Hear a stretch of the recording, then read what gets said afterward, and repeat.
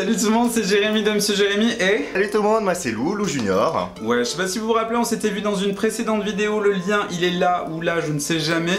Lou, tu es de retour à la maison. Ouais. On va parler d'un truc que tu as légèrement évoqué. Tout petit peu. On dit que tu fais partie de la sphère des puppies. Puppy. Alors du coup, c'est quoi un puppy? Le puppy, en fait, c'est être dans le personnage, dans la peau d'un petit chien. Ah, tu n'as pas ton dress code, mais en temps normal, tu ressembles plutôt à ça. Ça change tout, vraiment, ça change tout.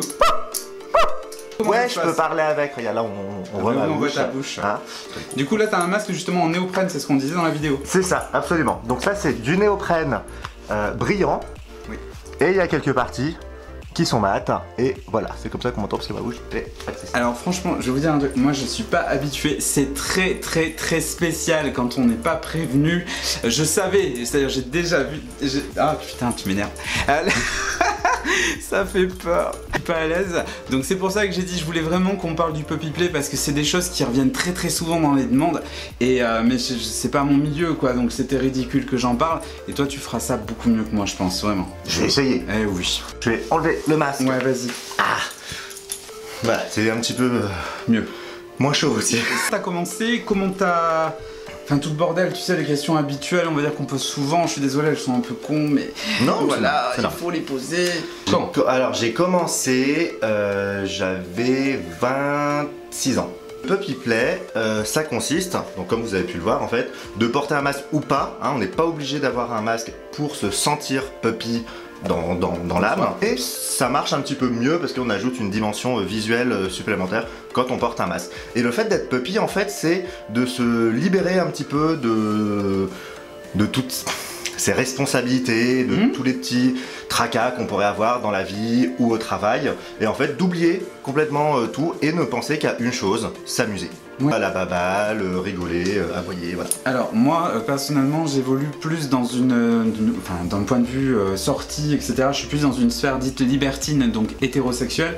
C'est quelque chose que je vois beaucoup moi dans le milieu gay aussi, que je fréquente forcément. C'est des choses qu'on voit beaucoup dans les clubs, surtout aussi dans les clubs étrangers type Berlin et compagnie. Enfin on voit de plus en plus de ce dress code là, on va dire, et de ce comportement là. Je l'ai vu un petit peu dans la gamme hétérosexuelle, mais c'est moins prononcé. Donc c'est vrai qu'il y a des codes, il y a des règles. Il y a aussi un truc qui revient souvent. Moi la première fois qu'on s'est vu, quand on a été prendre un verre pour un petit peu parler de la vidéo, je lui ai dit mais quelle est la différence entre le dog training et le puppy play? Et là il m'a dit attention, c'est un peu pareil mais c'est pas pareil parce qu'il y a des gens qui peuvent se vexer. Donc déjà les propos, je vais en avoir plein qui sont pas bons. Donc je m'excuse auprès de tout le monde. Quand on connaît pas, on sait pas. Donc on dit parfois des bêtises. Mais alors pour moi, le dog training, je dis bien pour moi, c'était en fait le fait surtout de se faire animaliser sans le déguisement, c'est-à-dire plutôt la laisse, la soumission, et généralement c'était plus d'ailleurs des femmes qui dominaient des hommes. C'est des choses que je vois souvent moi en milieu libertin avec des soirées domi-dance, mais en fait pas forcément puisqu'on peut retrouver ce type de jeu. Et pour moi le puppy play c'était plus effectivement des dress codes avec des soirées, avec des balles, enfin bon je pense que tu vas raconter un petit peu comment ça se passe. Voilà, mais c'était un petit peu plus sur ce style là, et puis on voit des puppies qui sont d'ailleurs très marrants avec des comportements etc. Et donc là il m'a expliqué qu'il y avait des sociales et des pas sociales, oui parce qu'ils sont plusieurs, je suis con. La première question que les gens me posent, c'est quoi la différence entre le puppy play et le dog training? Est-ce qu'il y en a une? Est-ce qu'il y en a pas? Bon, c'est hyper délicat en fait de répondre à cette question parce que chacun a façon de penser. Et il y a des personnes qui vont dire non mais en fait c'est exactement la même chose, c'est juste l'appellation qui est différente. Et d'autres personnes qui vont dire ouais mais il y a quand même un aspect un petit peu plus social dans le puppy play, sortir en groupe, se montrer, être visible. Là où le dog training c'est un petit peu plus réservé, on est plus dans un cercle plus intime. Dire que le BDSM me semblait plus se rapporter au dog training avec l'histoire de la laisse, tu sais, la collier, un peu de soumission, et que pour moi le puppy play était vraiment un univers parallèle. C'était pas dans la soumission avec tu sais les cravaches, les laisses, les bordels. Pour moi c'était pas pareil. Ben figure-toi que là tu te trompes. Merci. Parce que il y a du BDSM dans le puppy play. Il y a du sexe dans le puppy play, il y a du BSM, il y a de la soumission, il y a de la domination aussi. Ça serait mentir de dire que le puppy play c'est que une bande de copains qui se retrouvent et qui font la fête ensemble et qui s'amusent à la baballe. C'est le cas, ça existe, on fait ça aussi, mais il y a aussi un aspect BDSM, sexuel, chez certains non, chez certains plus que d'autres. Le puppy play en fait c'est... Je pourrais dire que c'est un petit peu le dog training, mais en version avec plus de nuances. Je vais pas dire que tu es une sorte d'influenceur puppy. Essaye. Et voilà, mais oui. Personnellement, je l'ai rencontré via Instagram. Donc c'est vrai qu'on s'est connus comme ça, j'ai fait des recherches avec les hashtags, tout le bordel. D'ailleurs, je vais laisser les réseaux sociaux si les gens veulent te suivre, veulent te poser des questions parce que, alors pour le coup, me posez pas des questions à moi, j'y connais rien. Posez-lui des questions à lui. Accessoires, je pourrais vous aider, il n'y a aucun problème, côté accessoires, ça va, je maîtrise. Tout ce qui est endroit, etc., non, c'est pas mon truc, je sais pas faire. C'est pas un truc que tu découvres comme ça, je veux dire, faut le connaître. Chez certaines personnes, si. Chacun est vraiment différent et chacun a une approche différente du puppy play, du dog training, de tout ça. Il n'y a pas vraiment de règles qui peuvent s'appliquer à tout le monde, mais la plupart du temps, quand même, c'est parce qu'on a vu quelque part que sur internet, que sûr. Ça nous attire, que ça nous interpelle et qu'on ressent une certaine excitation déjà, un certain fantasme. Et souvent ça part de là, c'est qu'à partir de ce fantasme, cette excitation, on se retrouve en fait à faire des recherches, à rencontrer des gens, à poser des questions aux bonnes personnes, et puis on se retrouve à être dans le milieu. La question va être con, mais il y a des codes, je m'explique. Est-ce que par exemple, donc on va partir dans un rapport dit, tu sais, maître et puppy. Ça se dit un maître? On peut dire un maître. Un maître, oui. Il y a aussi un handler, ce qu'on appelle le mot anglais handler qui veut dire maître chien. Oui. Voilà. Il y a des gens qui estiment que maître et handler c'est la même chose et il y a des personnes qui estiment que c'est pas la même chose. Là c'est pareil, on entre dans des... Mais chez les puppies, il faut savoir qu'il y a une certaine hiérarchie. On peut avoir des alphas, des bêtas, des omégas, des puic-puic. Puic-puic c'est vraiment... en dessous. C'est le jouet, c'est le jouet. Ah, c'est le jouet. C'est le jouet de tout le monde. On fait ce qu'on veut avec un puic-puic. Génial. En fait, une certaine hiérarchie. Et du coup, il peut y avoir des meutes qui se créent. Donc des meutes, ça va être des groupes de puppies ensemble qui parfois appartiennent au même handler, au même maître, parfois qui n'en ont pas, juste une meute de puppies. Ou aussi on peut dire qu'une meute, c'est une troupe de puppies qui est tout le temps ensemble, ou laquelle il y a une hiérarchie à l'intérieur de cette meute. Site de rencontre, genre adopteunpuppy.com ou des conneries comme ça? Pas encore. Si vous ne connaissez pas un site qui s'appelle Recon, R-E-C-O-N, Puppy and Pup. Il y a Puppy, il y a Puppy. Donc du coup là c'est plus facile, complexe, parce que du coup déjà, enfin c'est pas commun. Et puis pareil, pour trouver chiot à sa portée, c'est un peu plus compliqué. Comment Alors, comme dans le BDSM, les meilleures rencontres et la plupart des rencontres se font en réel, proche déjà virtuel, mais le mieux c'est quand même de rencontrer une personne en vrai et de discuter avec elle, d'échanger quand on veut faire des pratiques de BDSM mais aussi de puppy play. C'est par discuter avec des gens qu'on rencontre sur les réseaux sociaux ou sur des sites de rencontres comme Recon. La personne va soit dire bon bah on se rencontre en privé tous les deux autour d'un bar, puis on va en discuter, ou alors soit tiens il y a une rencontre sociale.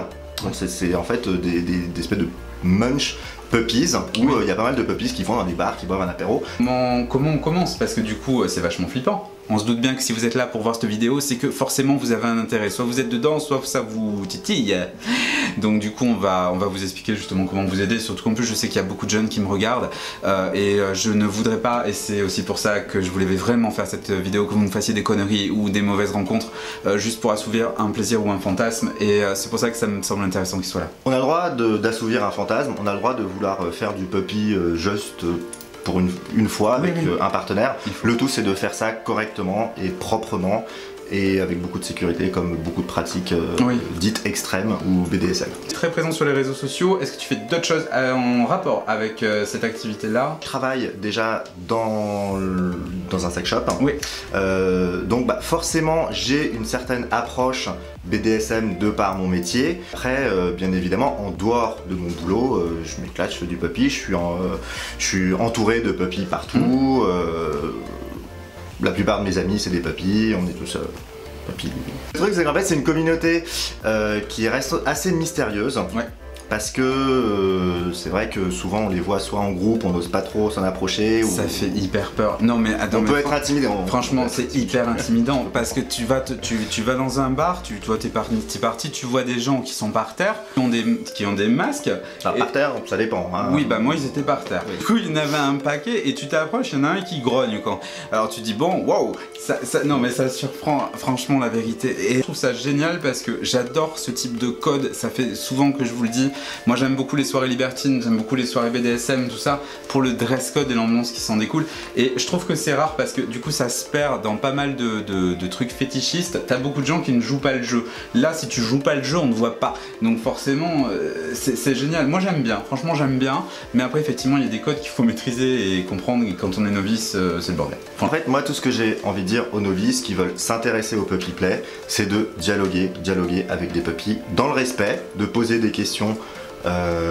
Toutes les questions qu'on a envie de poser, on les pose à des puppies. Ils vous diront en fait tout simplement, le mieux c'est de, si on a le temps de participer à des rencontres sociales, de sortir, rencontrer des puppies, faire des activités avec eux. Alors quand je dis activités, c'est pas forcément des activités de puppy play, mais ça peut être voir un petit peu comment ça se passe dans le monde des puppies, parce qu'au final on fait rien de plus ou rien de moins que d'autres groupes ou d'autres communautés. C'est juste que dans cette communauté-là, on allie à la fois le jeu, donc le côté insouciance, innocence, et on allie aussi le côté BDSM, dominant, dominé. C'est deux choses qui vont assez bien ensemble dans le puppy play. Tu connais des groupes, par exemple, je prends un exemple, des groupes Facebook, des liens, etc. Ce qu'il va faire, c'est qu'il me donnera donc tout un tas de liens sympas à découvrir, peut-être des tutos, pas des tutos puppy, je sais pas si ça existe, mais l'idée c'est ça, c'est de savoir à peu près où est-ce qu'on peut envoyer les gens de façon plutôt sérieuse, des trucs que tu cautionnes, voilà, enfin l'idée c'est que tu les cautionnes, justement comme ça vous pourrez voir un petit peu des informations, les sites qui te conseillent, les groupes, etc. Et encore une fois, j'insiste vraiment, si vous avez des questions, de ne pas hésiter, je pense que tu répondras de toute façon, voilà, même en commentaire, il regardera de temps en temps, et voilà, le mieux c'est quand même de te suivre sur les réseaux sociaux. Tout à fait. Expliquer un petit peu les petites choses basiques à quoi on peut reconnaître un puppy. Dans la rue, on connaît pas forcément la personne en face, mais on sait que c'est un puppy. Dans le masque, bah oui, je me balade pas toujours avec ça. Je sais pas. Des fois je le fais dans le métro, des fois la petite queue qui sort. Mais j'ai la petite queue qui sort, j'ai la grosse queue qui sort. Oh non, YouTube. Non, putain, on m'a créé ma chaîne, ne recommence pas, putain. J'ai parlé des masques parce que j'ai ramené quelques masques à moi. Comment les entretenir, comment les nettoyer surtout. Oui. Petites choses à faire et à ne pas faire quand on est avec un puppy. Que dans la communauté puppy, c'est une communauté qui est relativement sensible, dans le sens où il y a beaucoup de gens qui ne comprennent pas ce qu'on fait, alors que pourtant on est là vraiment pour s'amuser. Recevoir facilement des attaques, mais que ça soit volontaire ou non, on peut nous poser des questions qui parfois peuvent sembler aberrantes ou blessantes, et qui parfois c'est des questions qui peuvent être... Moi je comprends tout à fait qu'il y a des gens qui posent ce genre de questions, mais on va essayer de remettre un petit peu dans l'ordre. Voilà. C'est pour ça que je disais, je risque de poser des questions qui sont parfois très cons. Alors il faut savoir qu'on s'est consulté avant de faire la vidéo, mais les 3/4 des vidéos, enfin vous le savez, c'est de l'impro. Donc quand il y a une question qui me vient, je réfléchis pas trop, c'est mon côté un peu con, et ben je pose des questions. Et c'est vrai qu'on en a beaucoup parlé parce qu'il y a ça, et il y a aussi le fait, tu sais par exemple avec les tenues, c'est ce qu'on expliquait, et bien déjà les costumes sont fragile.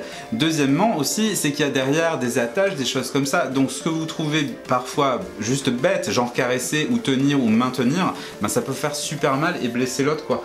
Donc à un moment donné, ben voilà, on a tendance à, en plus il peut qu'on ait pris un peu d'alcool ou qu'on soit dans un milieu festif, ce qui est souvent le cas sur les rassemblements je parle, bah voilà, on peut faire des erreurs. On va commencer par les petits signes distinctifs. Déjà, comme on dit bonjour en puppy. Les puppies entre eux ont une façon de se dire bonjour, c'est qu'en fait ils prennent leurs pattes, ça c'est la patte, et on se dit bonjour comme ça. Oui, alors en face c'est mieux. Oui, pardon, voilà. Bonjour. Mais du coup... Donc ça c'est le bonjour puppy. Okay. Bonjour, au revoir, c'est comme ça qu'on se salue entre nous, quand on se connaît, entre puppies, on dit bonjour. D'accord, contre son bordel. Voilà, bref, ça patte. Et les puppies, ils ont souvent leur petit tag. Donc en fait les tags c'est une médaille. Leur médaille avec leur nom gravé dessus. Les puppies ne le portent pas en permanence, tous les puppies n'en ont pas non plus. Enfin n'en ont pas forcément non plus. Vous oubliez le nom d'un puppy, en général il y a son nom qui est écrit dessus. Donc par exemple ici, hop. Le puppy va porter la plupart du temps son tag, son petit tag son ID, au bout de sa petite chaîne ou de son petit collier. Question. Oui. Comme sur la plupart des animaux, je dirais. Je suis désolé. Toi, tu n'as pas de nom derrière. Tu peux avoir un nom de maître, j'imagine. Alors, voilà, parfois derrière, il y a aussi appartient à. Oui. Voilà, moi j'en ai pas. Oui. Moi je suis comme ça. Ouais, je suis comme ça. Voilà. Ok. On va mettre appartient à moi-même. Et le bonjour, on a vu ça. Après, on peut aussi, certains papillons ont des petits accessoires comme le mien par exemple, un petit os. Hein, donc alors c'est pas parce que il y a des gens qui ont un os dessiné sur leur sac à dos ou leur sac à main que c'est forcément des pupilles. Oui, mais bon, faut essayer de leur faire. Pas avoir honte d'aller voir des pupilles, ils sont pas méchants. Je sais que c'est assez impressionnant. Ça fait peur. Moi, la première fois que j'ai vu des pupilles, j'étais attiré parce que ça faisait déjà depuis longtemps que j'en avais vu et que j'étais attiré. Loguer avec des puppies, mais surtout avec beaucoup de respect. Moi personnellement, j'aime pas du tout quand il y a des inconnus qui viennent et qui me parlent comme un bâtard ou qui me traitent comme un chien. Aucun puppy n'aime ça, on n'aime pas ça. On n'a pas envie que des inconnus nous caressent la tête, nous tirent l'oreille, nous poussent ou nous forcent à nous mettre sur des genoux. Ce sont des choses qu'il ne faut pas faire parce que comme dans le milieu BDSM, en fait, il y a certains codes qu'il faut respecter. C'est ça. Voilà, c'est pas parce qu'on s'habille en chien qu'il faut nous traiter comme de la merde. Oui, c'est bien dit, c'est vraiment très très bien dit. Bon bah écoutez, nous on vous laisse, moi je vous dis au plaisir et vraiment encore une fois merci d'être venu, c'est très très gentil. N'hésitez pas à le suivre, n'hésitez pas à lui poser des questions, j'insiste vraiment là-dessus, c'est quelqu'un de très très open, donc voilà, à bientôt. Bye.